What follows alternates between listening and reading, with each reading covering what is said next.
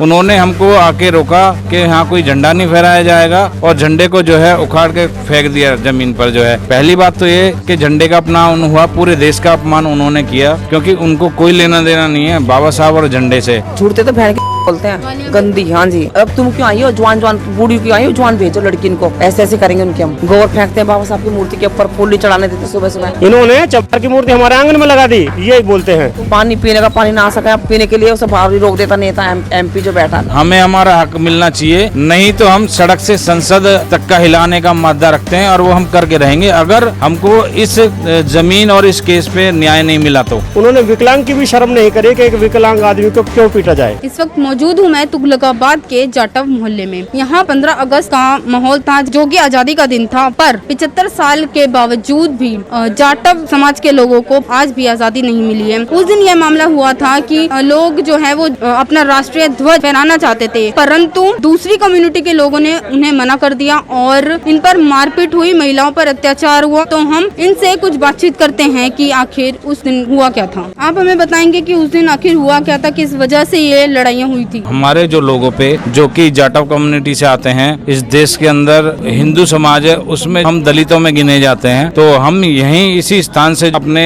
जितने भी समाज के लोग हैं वहाँ पे झंडा फहराने के लिए गए। जो बाबा साहब की स्टैचू काफी सालों से लगी हुई है उन पे फूल अर्पण करने गए, तो वहाँ पे जो गुर्जर कम्युनिटी के लोग हैं जिनका वहाँ पे कब्जा है, उन्होंने हमको आके रोका कि यहाँ कोई झंडा नहीं फहराया जाएगा और झंडे को जो है उखाड़ के फेंक दिया जमीन पर। जो है और उसके बाद उन्होंने जो है मारपीट और पथराव शुरू कर दिया, जिसमें कई लेडीजों के सर भी फूटे हैं, मेरे को खुद चोट आई है। उन्होंने सब में मिलके हमला किया और 10-12 लोग और आ गए उनकी तरफ से और हम पे जो पथराव शुरू कर दिया। हम जैसे तैसे जान बचा के भागे और मुझे पीछे से हाथ पकड़ के उन्होंने जो है सर में पत्थर मारा। जो है हम फूलमाला चढ़ाने गए थे, हम वहाँ झंडा खड़ा करा हमने और वो उखाड़ के फेंक दिया गया। फिर लड़के ने जैसे फिर दोबारा से खड़ा करा तो उनने पथराव शुरू कर दिया और फिर गाली देने लगे, तो हमारे चोट मार दी, तो बच्चे तो उसमें लग गए, तो पीछे से खूब पथराव फेंचे। कहते हैं तुमने यहाँ की परमिशन लिया, क्यों आते हो यहाँ, परमिशन दिखाओ तुम।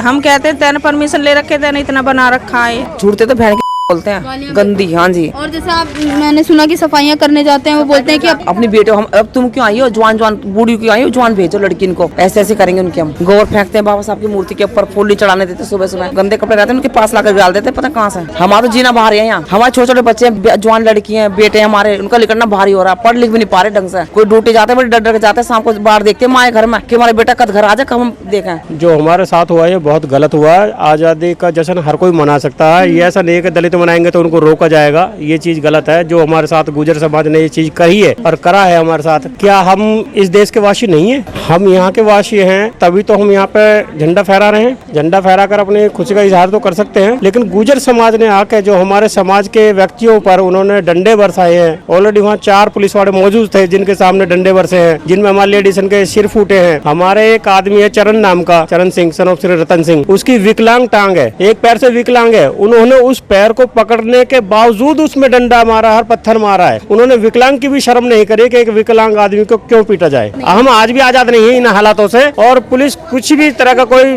काम नहीं करती है तरीके से। अगर तरीके से काम करती तो हमने जो है पुलिस को काफी बार कंप्लेंट भी दे रखी है इस जगह की, लेकिन वो हमारे खिलाफ ही कानूनी कार्रवाई करने की तैयारी में पुलिस हर वक्त रहती है। इन्होंने चप्पर की मूर्ति हमारे आंगन में लगा दी, ये बोलते हैं। आप और बताइए कि और क्या क्या परेशानियाँ आपको होती हैं? हमें तो सारी परेशानियाँ, पानी पीने का पानी ना आ सका पीने के लिए उसे बाहर ही रोक देता नेता MP जो बैठा है। टैंकर मंगाते अपना स्पेशल, नहीं इधर से आता नहीं इधर से आता। बुरा हाल कर रखा है इसने।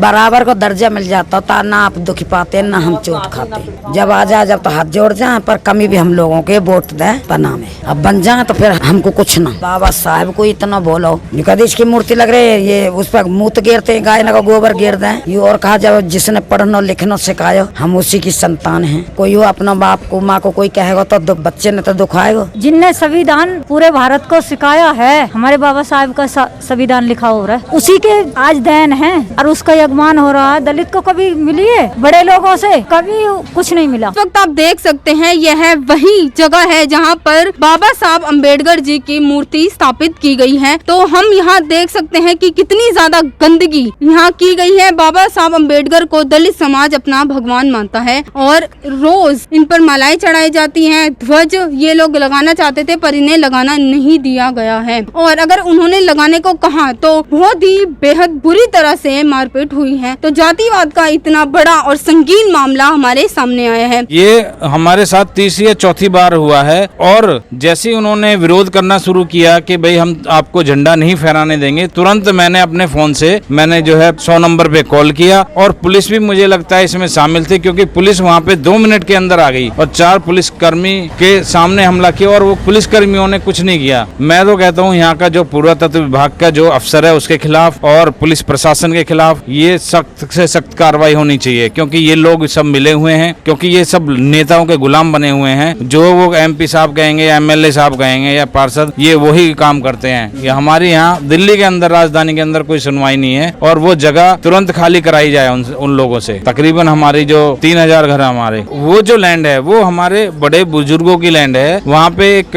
जो है पानी का झोड़ हुआ करता था, वहाँ पे हमारे लोग जो है पुराना अपना काम करते थे, और उस जमीन पे जो है, क्योंकि ये इनके लोग जो है राजनीति में है, MP MLA हैं, तो ये जमीन सारा पूरा गांव गुजरों ने बेच दिया है। हमें तो अपनी बारात घर के लिए, और हमें बाबा साहब की जो स्टेचू है बाबा साहब का, हमें पार्क चाहिए हमारे लिए। आप देख रहे हैं, अगर हमारे पास कोई बड़ी चौपाल होती है, बारात घर होता, तो हम वहाँ पे बैठे होते आज, और आपको भी यहाँ आना नहीं पड़ता। हमें हमारा हक मिलना चाहिए, नहीं तो हम सड़क से संसद तक का हिलाने का मादा रखते हैं, और वो हम करके रहेंगे अगर हमको इस जमीन और इस केस पे न्याय नहीं मिला तो। देखिए मैम, मैं ये कास्टिज्म पे मैं एक बात कहूंगा कि कास्टिज्म जो है ना, हजारों साल से ये जो है बनाया गया है, उसके सभी ये एक मानसिक बीमारी है। जो कास्टिज्म है एक मानसिक बीमारी है। कहने को तो गुर्जर कम्युनिटी ये शूद्री है ना, 100 में से 85% इस देश का समाज शूद्र है, पर लेकिन वो जातिवाद की जो बीमारी है उनके दिमाग में घुसी हुई है, इसलिए वो लोग हमें छोटा समझते हैं, बल्कि हम भी शूद्र हैं, वो भी शूद्र हैं। इस पे मैं ये कहना चाहूंगा, ये चीजें खत्म होनी चाहिए। कास्टिज्म इस देश को जो है ना, और जो है नीचे ले जा रहा, विकास में बाधा है कास्टिज्म, और कास्टिज्म खत्म नहीं होगी तब तक हमारा देश आजाद नहीं होगा, क्योंकि ये जो है